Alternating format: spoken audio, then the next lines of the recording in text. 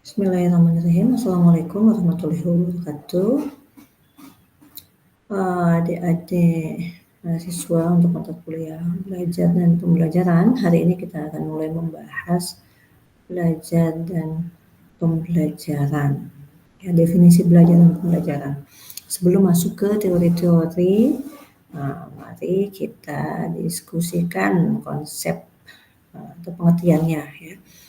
Belajar itu adalah proses perubahan perilaku, pengetahuan, keterampilan, ataupun sikap yang relevan menetap karena pengalaman. Nah, ini diungkapkan oleh Hillcard and Bower tahun 1975.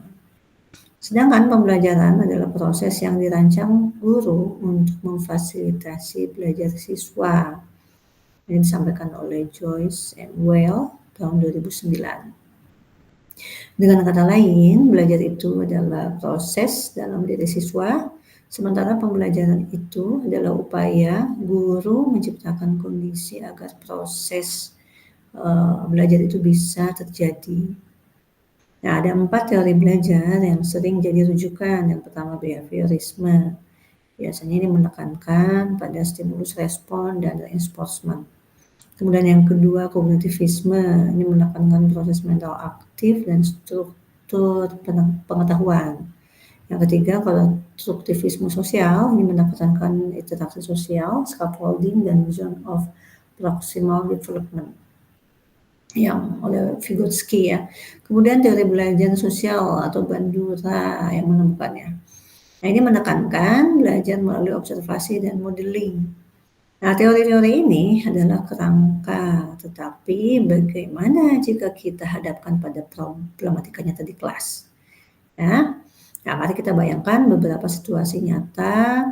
Yang pertama, kasus 1, ada seorang siswa hanya mau belajar kalau diberi hadiah atau pujian.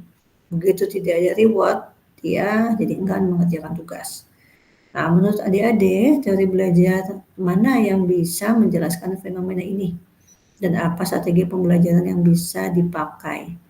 Nah, kemudian yang kedua, ada seorang siswa yang tampak sulit memahami materi yang sifatnya abstrak, kecuali jika guru memberikan peta konsep atau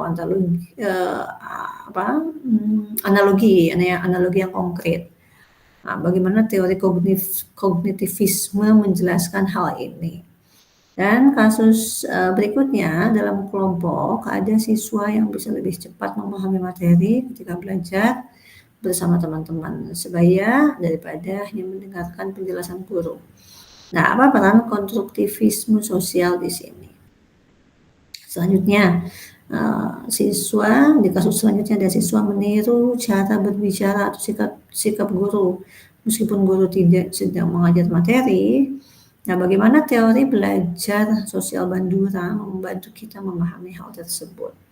Nah, dari kasus-kasus tadi kita bisa melihat bahwa teori belajar tidak hanya berhenti di definisi, tapi benar-benar membantu kita menjelaskan dan mencari solusi dari problem yang tadi kelas.